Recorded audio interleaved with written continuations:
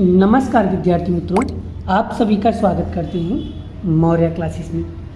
विद्यार्थी मित्रों, आज से बच्चों हम अकाउंट क्लास 11 चैप्टर नंबर 8 जिसका नाम है मुख्य रोजनामचा, जिसे हम कहते हैं इंग्लिश में जर्नल प्रॉपर।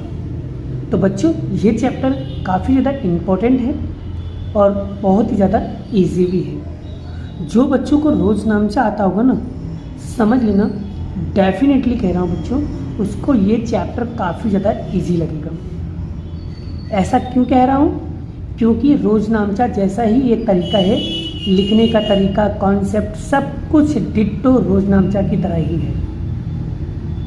ठीक है, तो बच्चों अब मैं बता दूं कि ये चैप्टर फर्स्ट एग्जाम में कितने मार्क्स का आएगा, सेकंड एग्जाम में कितने नंबर का आएगा एंड फाइनल एग्जाम में कितने नंबर का आएगा। तो आप देख सकते हो बच्चों, चैप्टर नंबर 8 ये रहा, खास आमनो जिसे कहते हैं मुख्य रोजनामचा। फर्स्ट एग्जाम में बच्चों ये 5 नंबर का आएगा, सेकंड एग्जाम में ये 1 नंबर का हो जाएगा और फाइनल में ये 3 नंबर का हो जाएगा। यानी कहने का मतलब मेरा है बच्चों कि फर्स्ट एग्जाम में ये 5 नंबर का आने वाला है। 1 नंबर का MCQ आएगा, 1 नंबर का एक वाक्य का क्वेश्चन आंसर आएगा और 3 नंबर का यानी 3 एंट्री यानी 3 व्यवहार 3 नंबर के होंगे। यानी बड़े क्वेश्चन नहीं पूछते हैं, यानी कि 3-3 नंबर के व्यवहार क्वेश्चन पूछेंगे। क्लियर हो गया? तो ऐसे ही क्वेश्चन की आपको प्रैक्टिस करना चाहिए। जैसा बोले बच्चों, उसी के आधार पे अगर आप क्वेश्चन की प्रैक्टिस करते हो ना, तो डेफिनेटली बच्चों आपके हर एक टाइप के कॉन्सेप्ट क्लियर हो जाएंगे। ठीक है, तो चलिए शुरू करते हैं बच्चों, और यहाँ पर एकदम डिटेल में मैं आपको समझाऊंगा सब चीज़ें, एक एक 1 बाय 1 चीज़ें।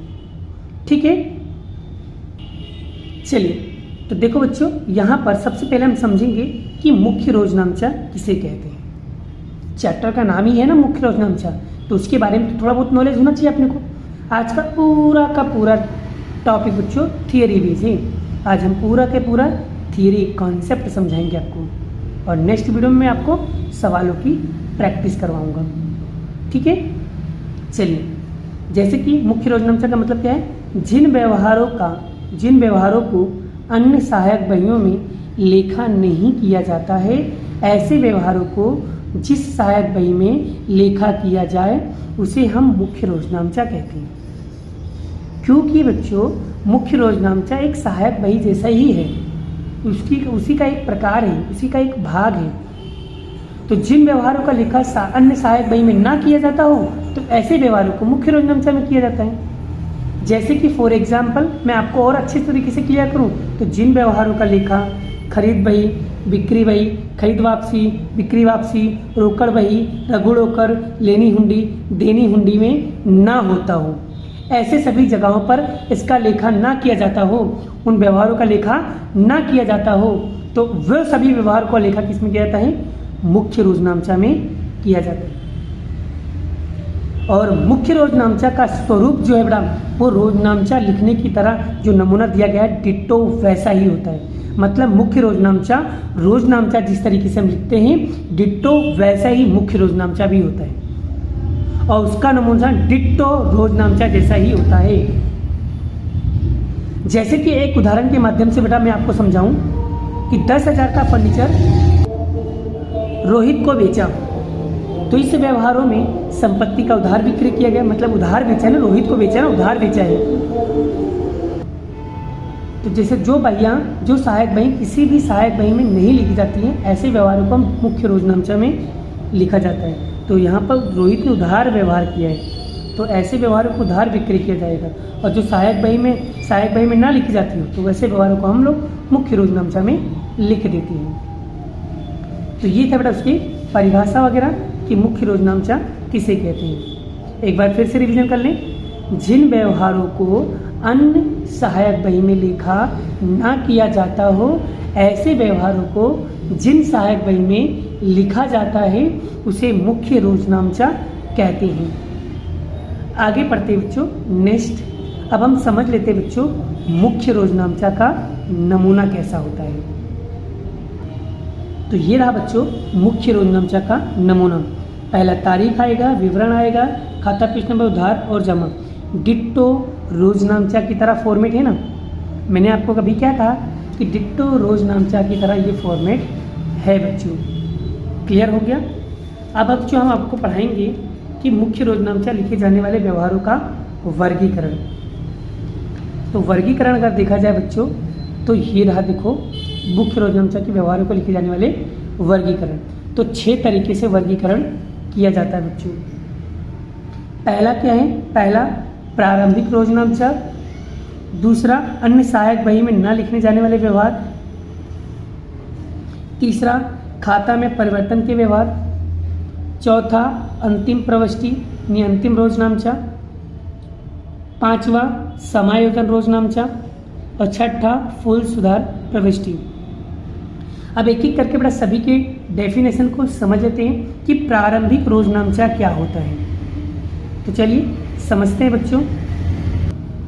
ये रहा बच्चों प्रारंभिक रोजनामचा। तो प्रारंभिक रोजनामचा क्या होता है बच्चों? जब कोई व्यापारी धंधा शुरू करता है, व्यवसाय शुरू करता है, तब बच्चों वो व्यवसाय प्रारंभ करते समय वो अपनी निजी संपत्ति लेकर आता है और दायित्व लेकर आता है। तो और धंधा की बही में उसको मुख्य रोजनामचा में लिखा जाता है। जब कोई व्यापारी धंधा शुरू करता है या धंधा शुरू करते समय मालिक खुद संपत्ति और दायित्व लेकर आता है, तो इन सभी का लेखा किसके अंदर किया जाता है बच्चों? मुख्य रोजनामचा के अंदर लिखा जाता है। बच्चों इसके व्यवहारों के रोजनामचा भी मैं तुमको प्रैक्टिस करवाऊंगा जिससे आपको समझ में आ जाएगा। क्लियर? दूसरा पॉइंट क्या है बच्चों, उसे भी हम समझते हैं। दूसरा पॉइंट बच्चों अन्य सहायक बही में नहीं लिखे जाने वाले व्यवहार, इसे भी समझ लेते हैं बच्चों। ये रहा बच्चों अन्य सहायक बही में नहीं लिखे जाने वाले व्यवहार। अब बच्चों इसके भी कितने प्रकार हैं? 3 प्रकार हैं। पहला है संपत्ति की उधार खरीदी या बिक्री के व्यवहार। दूसरा बच्चों यहाँ पर क्या लिखा है? ऐसे व्यवहार जिनको लिखने के लिए अलग सहायक बही में नहीं रखी जाती है। और तीसरा बच्चों है विशिष्ट प्रकार के व्यवहार जो अन्य सहायक बही में नहीं लिखे जाते। अब एक एक करके सभी को समझने की कोशिश करते बच्चों।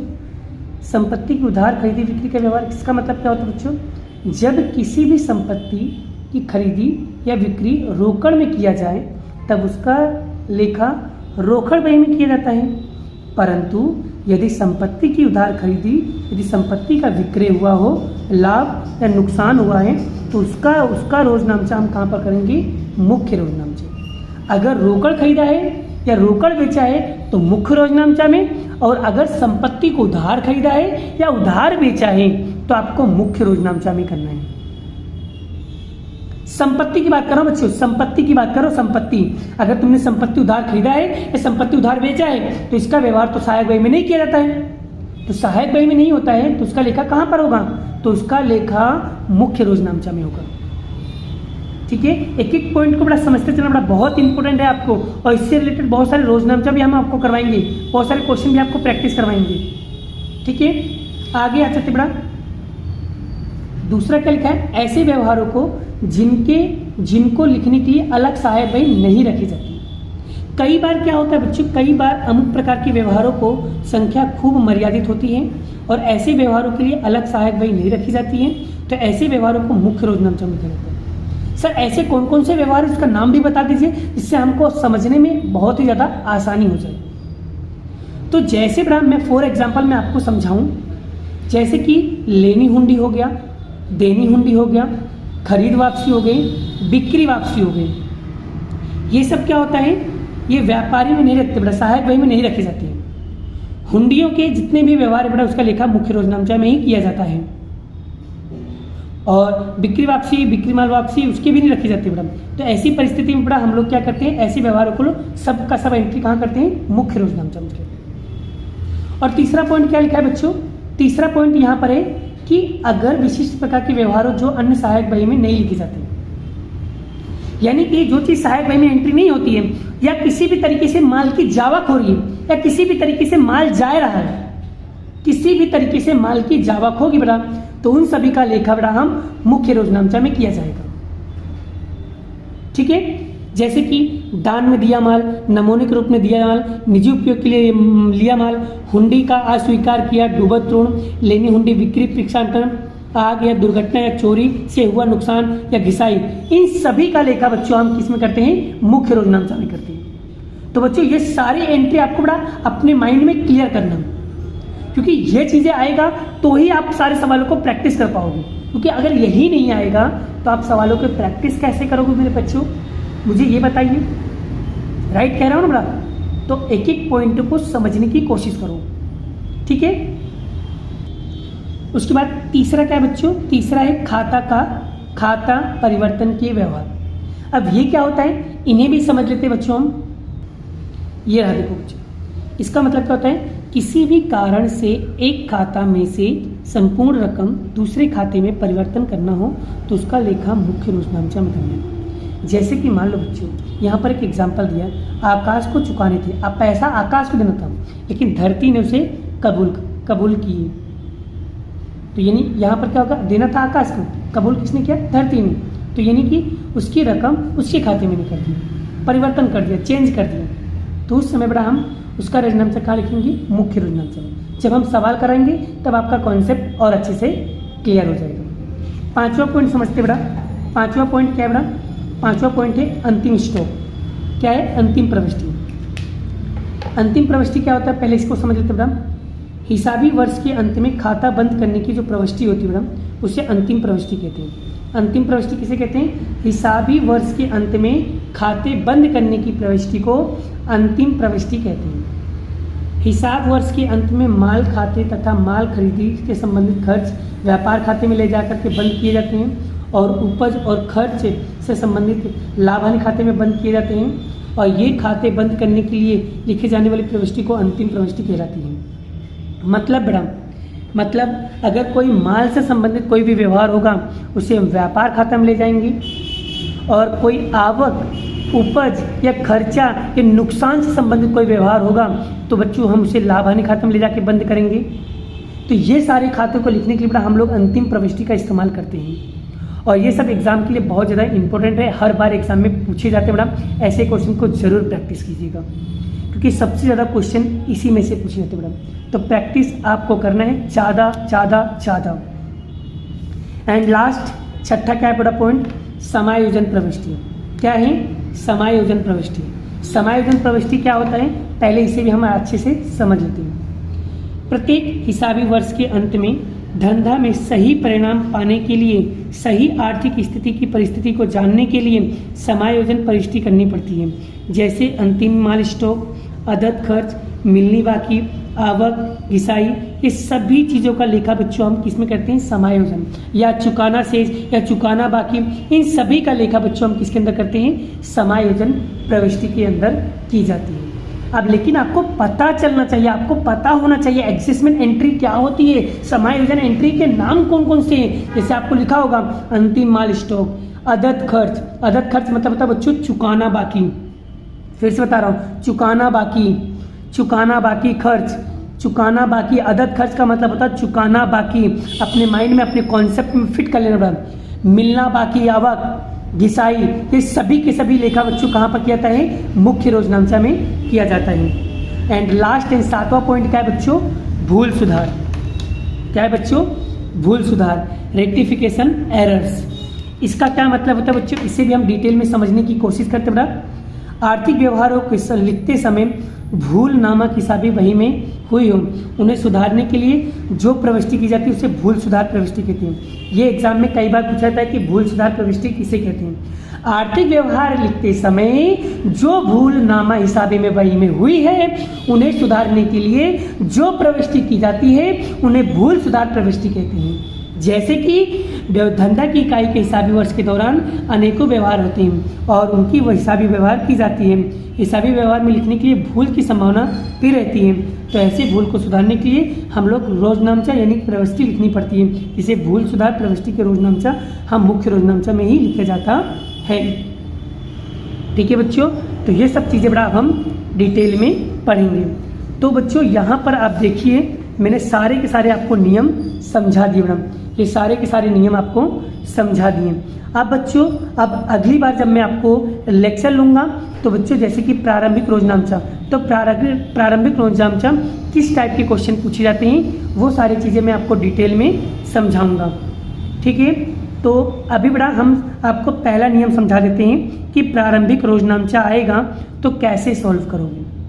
तो चलिए मैं प्रारंभिक रोजनामचा एक प्रैक्टिकल सवाल करके मैं आप लोगों को सिखा देता हूं कि प्रारंभिक रोजनामचा कैसे करते हैं। फिर मैं इन सभी के रोजनामचा को भी प्रैक्टिस करवाने वाला हूं, ठीक है। तो चलिए सबसे पहले करेंगे प्रारंभिक रोजनामचा के कॉन्सेप्ट। और बच्चों उसे सॉल्व करने से पहले हम यहाँ पर कुछ MCQ को भी सॉल्व कर लें जिससे आपका कॉन्सेप्ट क्लियर हो जाए। अन्य सहायक बही में नहीं लिखे जाने वाले हिसाबी व्यवहार किस बही में लिखे जाते हैं? तो बच्चों उसका आंसर आएगा मुख्य रोजनामचा। निम्न में से किसका सहायक बही में समावेश नहीं होता है? तो उसका उत्तर आएगा खाता बही। वर्ष के अंत में बिना बेचा अंतिम स्टॉक समायोजन प्रविष्टि में क्यों लिखना जरूरी है? क्योंकि सही लाभ और सही हानि ज्ञात करने के लिए हम लोग समायोजन प्रविष्टि को सॉल्व करते हैं। और चौथा है नए खरीदे यंत्र की स्थापना की मजदूरी 1000 रुपया मजदूरी खाते उधार किए हैं तो भूल सुधार पर किस खाते असर होगी? तो मजदूरी खाता और यंत्र खाता पर असर होगी। ये उसके वो थे बड़ा। अब यहाँ पर देखो बच्चों हम स्वाध्याय के सवाल चालू करते बड़ा। तो ये कैसा प्रविष्टि बड़ा? तो यहाँ पर लिखा हुआ है ये प्रारंभिक प्रविष्टि है। कैसी? प्रारंभिक रोजनामचा है। तो प्रारंभिक रोजनामचा कैसे करेंगे बच्चों पहले वो हम समझ लेते हैं, ठीक है। चलिए अब यहाँ पर देखो बड़ा पढ़ते हैं। 18,000 का रोकड़, 12,000 का बैंक शेष, 15,000 की फर्नीचर, 20,000 का माल स्टॉक, 5,000 का निजी देनदार और 10,000 का माया बैंक के पास 10% 12% की लोन की बाकी लाए मतलब धंधा में ला रहे बच्चों। अब प्रारंभिक रोजनामचा का मतलब क्या होता है बच्चों? जब कोई व्यापारी धंधा या बिजनेस को शुरुआत करता है तो उस समय बड़ा वो संपत्ति और दायित्व को लेकर आता है। और बच्चों मुख्य रोजनामचा में रोकड़ व्यवहारों का लेखा नहीं होता है। मतलब रोकड़ व्यवहारों का लेखा तो कहाँ पर होता है? रोकड़ बही में होता है। तो यहाँ पर एक टिप्पणी लिखा हुआ, नोट लिखा हुआ है, रोकड़ और बैंक शेष रोकड़ बही में लिखेंगे। मतलब मुख्य रोजनामचा में इसकी एंट्री नहीं होगी। जहाँ पर आपको रोकड़ या बैंक शेष दिखे उसका लेखा मत करना बच्चों, क्योंकि उसका लेखा कहाँ पर होगा? रोकड़ बही में होगा, ठीक है। तो यहाँ पर रोजनामचा क्या बनेगा? ये भी नहीं लिखेंगे, ये भी नहीं लिखेंगे। तो क्या लिखेंगे? फर्नीचर, माल स्टॉक, निजी देनदार, माया बैंक के पास से लोन पर लाए। तो पहला आएगा यहाँ पर लिखेंगे, पहले तारीख लिखते थे बच्चों। तारीख क्या दिया बड़ा? 1/4/2015 2015 जनवरी 1 तारीख। क्या लिखेंगे बच्चों? रोकड़ नहीं लिखेंगे, बैंक नहीं लिखेंगे। क्या लिखेंगे? फर्नीचर। तो फर्नीचर खाता, फिर क्या है? माल स्टॉक खाता, फिर क्या है? देनदार,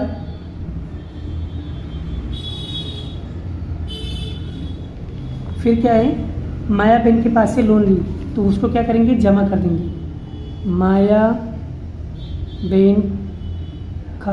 बैंक की 12% लोन खाते का। और दूसरा बिजनेस मिला रहे हो तो क्या आएगा? पूंजी खाते का। अब देखो फर्नीचर कितने का लाया बच्चों? फर्नीचर लाया आपने 15,000, उधार कर दो। माल स्टॉक क्या लाया बच्चों? माल स्टॉक लाया 20,000 का, उधार कर दो। फिर देनदार क्या है? संपत्ति कितना है? 5,000, उधार कर दो। अब बच्चों माया बैंक कितना ला रहा है? 10,000 रुपया माया बैंक ला रही है। अब बच्चों देखो तीनों को प्लस करो, कितना आएगा बच्चों? तो यहाँ पर कितना लिखेंगे? तीनों को प्लस करके इसमें से माइनस कर दो, कितना आएगा? 30,000 आएगा। कितना आएगा? 30,000 आएगा ना। चलो इसका टोटल मारो बच्चों, कितना है? 40,000। 40,000 में से बच्चों 10,000 माइनस करो, कितना आएगा? 30,000 आएगा, ठीक है। तो यहाँ पर लिख देने का बच्चों विवरण में क्या लिखोगे? फर्नीचर, माल स्टॉक, देनदार, माया बैंक के पास 10% लोन लाए बच्चों। तो आपको विवरण लिख देना है। फिर बच्चों अगर आपको टोटल मानना है तो टोटल भी आप मार सकते हो, ठीक है। तो यहाँ लिख देने का बच्चों कुल योग, ठीक है, विवरण तो लिखना आता ना बच्चों। तो ये था बच्चों आपका क्वेश्चन नंबर 4 यहाँ पर कंप्लीट हो गया। तो ऐसे क्वेश्चन को बच्चों हम मुख्य योजनांशा में लिखा जाता है। और बच्चों फर्नीचर, माल स्टॉक, देनदार, ये सभी के सभी क्या है हमारी संपत्ति, और संपत्ति हमेशा उधार होती है। वो मैंने उधार कर दिया, मायाबेन की लोन खाता जमा और पूंजी खाता जमा कर दिया। आइए बच्चों आपको कॉन्सेप्ट क्लियर हो गया, ठीक है। अब बच्चों नेक्स्ट वीडियो में बच्चों मैं आपको क्वेश्चन नंबर 5 कराने वाला हूँ, ठीक है। अभी के लिए इतना ही, मिलते हैं नेक्स्ट वीडियो में नेक्स्ट लेक्चर के साथ। बाय बाय, जय श्री कृष्ण, राधे कृष्ण की जय, जय माता दी दोस्तों।